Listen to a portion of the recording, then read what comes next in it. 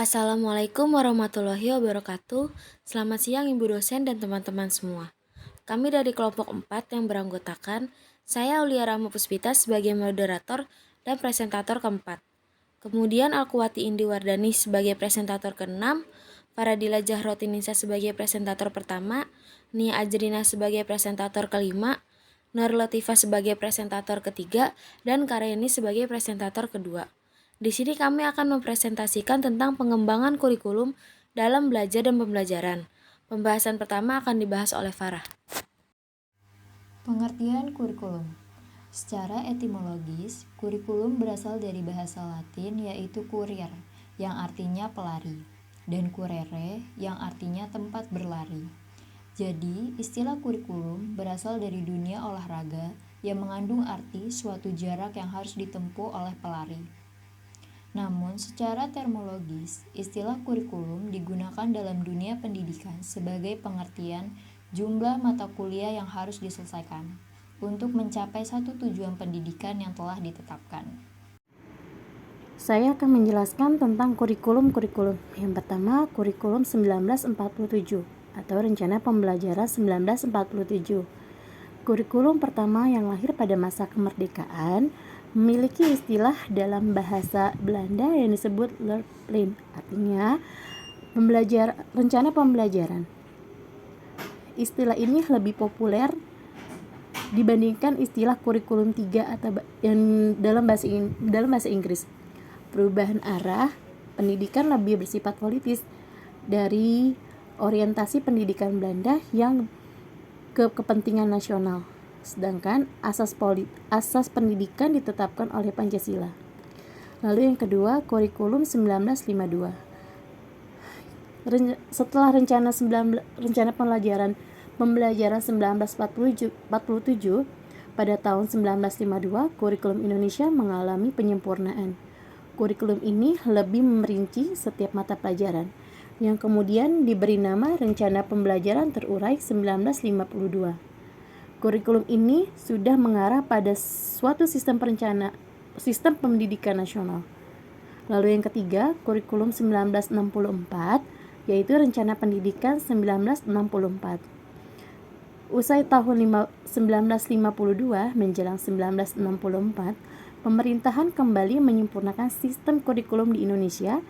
Kali ini diberi nama Rencana Pendidikan 1964. Pokok-pokok kurikulum di Indonesia kali ini diberi nama Rencana Pendidikan 1964. Pokok-pokok pemikiran kurikulum 1964 yang menjadi ciri dan kurikulum ini adalah bahwa pemerintahan mempunyai keinginan agar masyarakat dapat mengetahui pengetahuan akademik untuk perbekalan pada jenjang SD hingga pembelajaran dipusatkan pada program Pancawardana, yaitu pengembangan moral, kecerdasan, emosional, artistik, pragil, dan jasmani. Lalu yang keempat, kurikulum 1968. Kelahiran kurikulum 1968 bersifat politis, mengganti Rencana Pendidikan 1964 yang dicitrakan sebagai produk Orde Lama dari segi tujuan pendidikan. Kurikulum 1968 bertujuan bahwa pendidikan ditekan pada upaya untuk membangun manusia Pancasila sejati, kuat dan sehat jasmani maupun rohani, mempertinggi kecerdasan dan keterampilan jasmani, moral, budi pekerti, dan keyakinan beragama. Lalu selanjutnya kurikulum 1975. Kurikulum 1975 menekan pada tujuan agar pendidikan lebih efektif dan efisiensi. Latar belakang lahirnya kurikulum ini adalah pengaruh konsep di bidang manajemen, yaitu MBO, Management by Objective, yang dikenal saat ini metode, materi, dan tujuan pengajaran dirinci dalam prosedur pengembangan sistem instruksional atau PPSI, yang dikenal dalam istilah satuan pembelajaran, yaitu Rencana Pembelajaran Satuan Bahasa. Lalu yang keenam, kurikulum 1964. Kurikulum 1975 disempurnakan oleh kurikulum 1984, mengusung proses skill approach. Meski mengutamakan pendekatan, proses ini tetapi faktor tujuannya tetap penting. Kurikulum ini juga sering disebut kurikulum 1975 yang disempurnakan. Posisi siswa ditempatkan sebagai objek belajar dan mengamati sesuatu.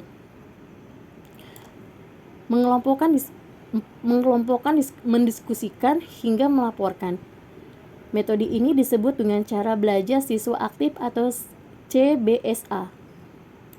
Lalu, Student Active Learning atau SAL. Konsep CBSA yang elok secara teoritis dan bagus hasilnya di sekolah-sekolah yang diuji coba mengalami banyak defisiensi dan reduksi saat diterapkan secara nasional. Sayangnya, banyak sekolah kurang mampu menafsirkan CBSA yang terlihat adalah suasana gaduh di ruang kelas. Lantaran siswa diskusi, di sana-sini ada tempelan, gambar, dan yang menyolok, guru tidak lagi mengajar model berceramah, akhirnya penolakan CBSA bermunculan.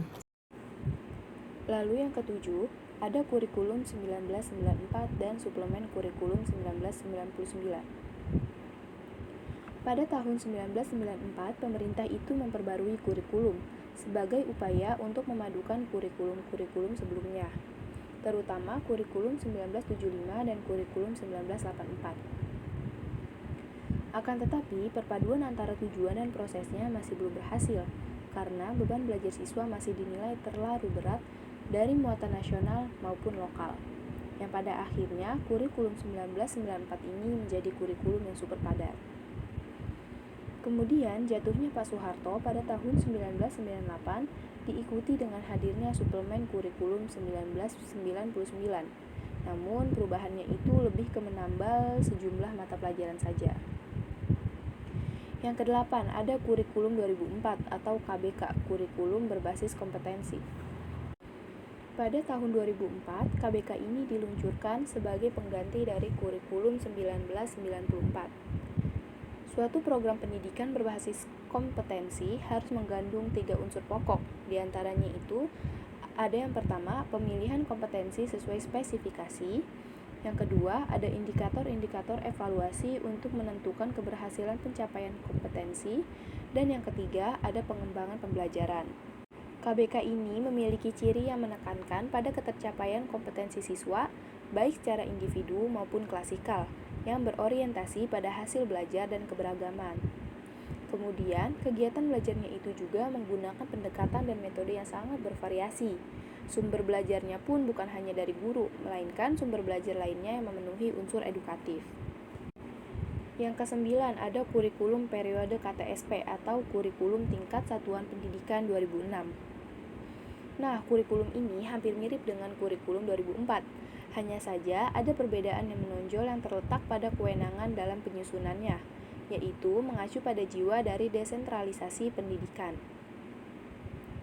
Pada kurikulum 2006, pemerintah pusatlah yang menetapkan standar kompetensi dan kompetensi dasarnya. Lalu, guru dituntut agar mampu untuk mengembangkan sendiri silabus dan penilaian yang sesuai dengan kondisi sekolah dan daerahnya. Yang kemudian, hasil pengembangan dari semua mata pelajaran itu dihimpun menjadi satu perangkat yang dinamakan KTSP. Yang terakhir, yang ke-10, ada kurikulum 2013. Kurikulum ini merupakan pengganti kurikulum KTSP, yang dimana kurikulum 2013 merupakan kurikulum penyempurnaan, modifikasi, dan pemutakhiran dari kurikulum-kurikulum sebelumnya. Kurikulum 2013 memiliki 3 aspek penilaian, diantaranya ada aspek pengetahuan, aspek keterampilan, dan yang terakhir ada aspek sikap dan perilaku. Nah, kurikulum ini masih berlaku dan masih ditetapkan di sekolah-sekolah Indonesia sampai saat ini. Mungkin itu saja penjelasan mengenai sejarah kurikulum. Materi selanjutnya ada komponen kurikulum. Komponen-komponen yang membentuk sistem kurikulum. 1. Komponen tujuan. Tujuan pendidikan itu dinyatakan dalam berbagai rumusan. Ada rumusan pendidikan yang tidak resmi seperti yang dikemukakan oleh orang tua dan masyarakat, pemakai lulusan, dan ada juga rumusan tujuan resmi seperti yang tertulis dalam Undang-Undang Dasar 1945, kurikulum sekolah atau GBPP, atau dalam persiapan mengajar para guru. Perangkaian terhadap rumusan-rumusan tujuan pendidikan itu akan menunjukkan bahwa pada dasarnya tujuan pendidikan itu tidak berdiri secara mandiri. Pernyataan ini berarti bahwa tujuan pendidikan yang satu selalu berhubungan dengan pendidikan yang lain. Bila diurutkan tata tingkat tujuan pendidikan itu sebagai berikut. 1. Tujuan pendidikan nasional, yaitu bertujuan pendidikan yang ingin dicapai dalam tatanan nasional. Dalam pencapaiannya dapat berwujud sebagai warga negara berkepribadian nasional yang bertanggung jawab atas kesejahteraan masyarakat, bangsa, dan tanah air. Yang kedua, tujuan institusional, yaitu yang ingin dicapai pada tingkat lembaga pendidikan. Dalam pencapaiannya dapat berwujud sebagai tamatan sekolah yang mampu didirikan lebih lanjut menjadi tenaga profesional dalam bidang tertentu dan pada jenjang tertentu. Ketiga, tujuan kurikulum, yaitu tujuan pendidikan yang ingin dicapai pada tingkat tataran mata pelajaran atau bidang studi. Dalam usaha pencapaiannya dapat berwujud sebagai siswa yang menguasai disiplin mata pelajaran atau bidang studi tertentu yang dipelajari. Yang keempat, tujuan instruksional, yaitu tujuan yang ingin dicapai pada tingkat tataran pengajaran yang dapat berwujud sebagai bentuk watak kemampuan berpikir dan berketerampilan teknologinya secara bertahap. 2. Komponen materi atau pengalaman belajar. Hal yang merupakan fungsi khusus dari kurikulum pendidikan formal adalah memilih dan menyusun isi atau komponen kedua dari kurikulum supaya keinginan tujuan kurikulum dapat dicapai dengan cara paling efektif dan supaya pengetahuan paling penting yang diinginkan pada jalurnya dapat disajikan secara efektif. Yang ketiga, komponen organisasi.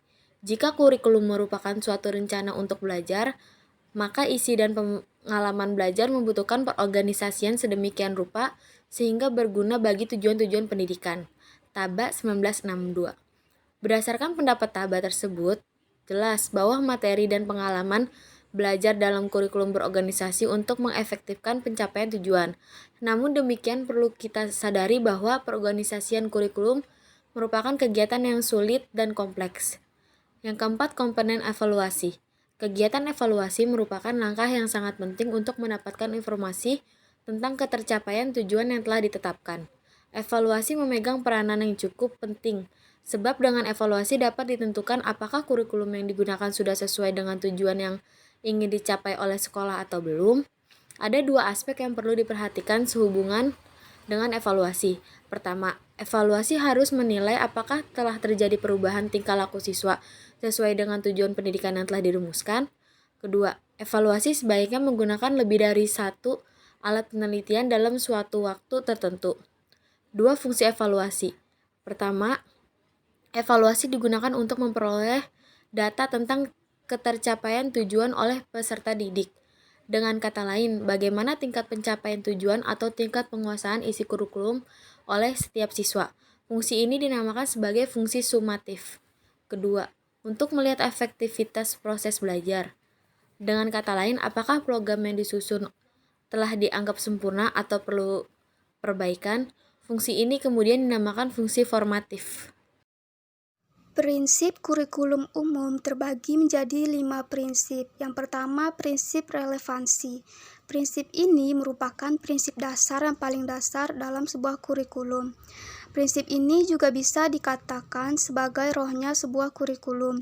Artinya, apabila prinsip ini tidak terpenuhi dalam sebuah kurikulum, maka kurikulum tersebut tidak ada lagi artinya. Kurikulum menjadi tidak bermakna.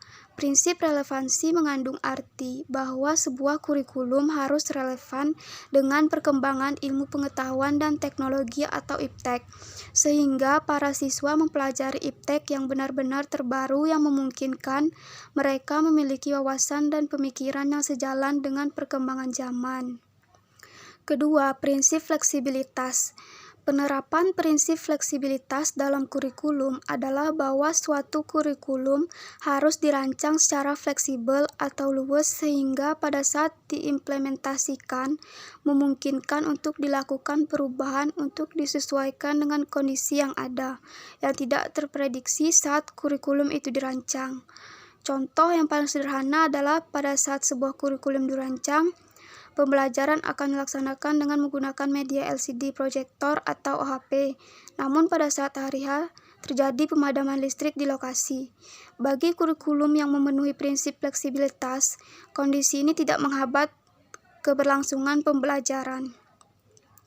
Yang ketiga, prinsip kontinuitas. Perkembangan dan proses belajar anak berlangsung secara berkesinambungan, tidak terputus-putus. Artinya, bagian-bagian aspek-aspek materi dan bahan kajian disusun secara berurutan, tidak terlepas-lepas, melainkan satu sama lain memiliki hubungan fungsional yang bermakna, sesuai dengan jenjang pendidikan, struktur dalam satuan pendidikan, dan tingkat perkembangan siswa. Oleh karena itu, pengalaman-pengalaman yang disediakan kurikulum juga hendaknya berkesinambungan antara satu tingkat kelas dengan kelas yang lainnya, antara satu jenjang pendidikan dengan jenjang pendidikan yang lain juga, antara jenjang pendidikan dengan pekerjaan. Yang keempat, prinsip efisiensi. Kurikulum mudah dilaksanakan menggunakan alat-alat sederhana dan memerlukan biaya yang murah.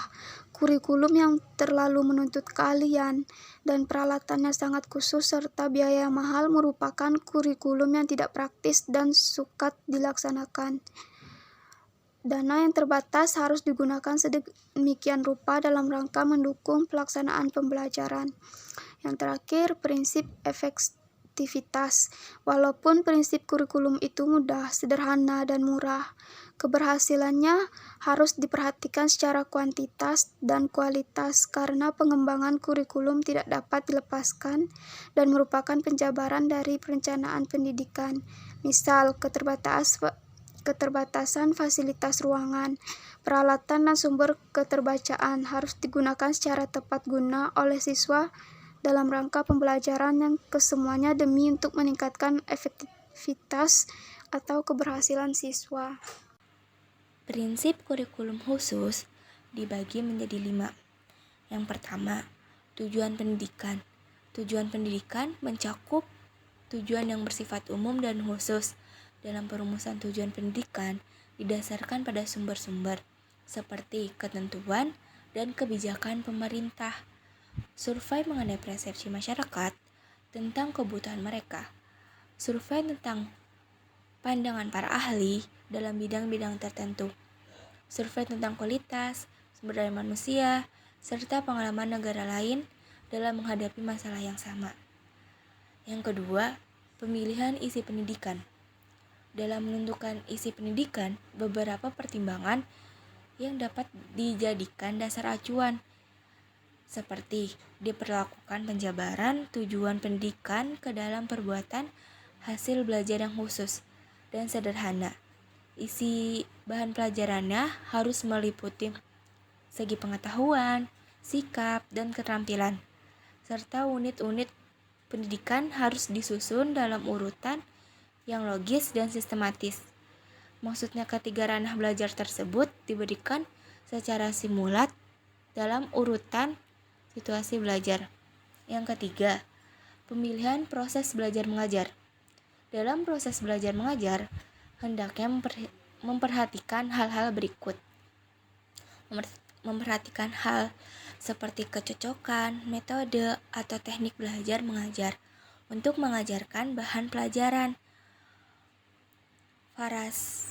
variasi metode atau teknik dalam proses belajar mengajar terhadap perbedaan individu, siswa, serta keefektifan metode atau teknik dalam mengaktifkan siswa dan mendorong perkembangannya kemampuan baru. Yang keempat, pemilihan media dan alat pengajar. Dalam proses media alat pengajar, hendaknya memperhatikan hal-hal seperti kegiatan perencana dan inventarisasi terhadap hal terhadap alat media apa saja yang tersedia, serta mengordinasikan alat dalam bahan pembelajaran baik dalam bentuk modul atau buku paket. Yang terakhir, media kegiatan penilaian. Berkenan dengan penilaian merupakan proses akhir dalam kegiatan belajar mengajar. Dalam proses akhir dalam belajar mengajar setidaknya mencakup 3 hal dasar yang harus diperhatikan, yakni pertama, merencanakan alat penilaian. Hal yang harus diperhatikan dalam fase ini yaitu penentuan karakteristik, kelas, dan usia dalam tes atau tujuan, dan banyaknya butiran tes yang disusun. Yang kedua, menyusun alat penilaian. Langkah-langkahnya yaitu dengan merumuskan tujuan pendidikan pada ranah kognitif, efektif, dan psikomotorik, mendeskripsikan dalam bentuk tingkah laku siswa yang dapat diamati, menghubungkan dengan bahan pelajaran, serta menuliskan butiran tes. Ketiga, kegiatan mengolah hasil penilaian. Prinsip yang perlu diperhatikan ialah norma penilaian yang digunakan dalam pengolahan hasil tes serta penggunaan skor standar. Tahap pengembangan kurikulum. Tahap pertama, studi kelayakan dan kebutuhan. Tahap kedua, penyusunan konsep awal perencanaan kurikulum. Tahap ketiga, pengembangan rencana untuk melaksanakan kurikulum. Tahap keempat, pelaksanaan uji coba kurikulum di lapangan. Tahap kelima, pelaksanaan kurikulum. Tahap keenam, pelaksanaan penilaian dan pemantauan kurikulum. Tahap ketujuh, pelaksanaan perbaikan dan penyesuaian. Nah, teman-teman, dari 7 tahapan ini ada beberapa tahapan yang memiliki kelemahan, yaitu tahap keempat, pelaksanaan uji coba kurikulum di lapangan. Pelaksanaan uji cobanya tidak merata pada seluruh sekolah yang lokasinya sulit dijangkau, memerlukan biaya yang sangat banyak, dan juga keterbatasan tenaga kerja dan keterbatasan fasilitas. Lalu ada tahap kelima, pelaksanaan kurikulum. Dalam pelaksanaannya, kadangkala tidak sesuai dengan teori dan praktek di lapangan. Contohnya, dalam pelaksanaan RPP, dimungkinkan dalam penyampaian materi atau pelaksanaan pembelajaran tidak sesuai dengan RPP yang telah dirancang. Hal ini bisa disebabkan karena faktor waktu, guru, siswa, maupun lingkungan. Dan kebanyakan guru membuat RPP itu hanya sekedar formalitas untuk melunasi kewajibannya sebagai guru yang akan diserahkan kepada kepala sekolah untuk mendapatkan tunjangan. Lalu, tahap ketujuh, pelaksanaan perbaikan dan penyesuaian. Kebanyakan pengembangan kurikulum setelah mengevaluasi kurikulum tidak merevisi kurikulum tersebut, melainkan membuat kurikulum yang baru. Hal inilah yang membuat kurikulum itu tidak semakin membaik, melainkan menimbulkan masalah baru. Baik teman-teman semua, itulah hasil dari presentasi kelompok kami. Selanjutnya kami akan membuka sesi tanya jawab. Kepada teman-teman yang ingin bertanya, kami persilahkan. Sekian presentasi dari kelompok kami. Kurang lebihnya mohon maaf. Wassalamualaikum warahmatullahi wabarakatuh.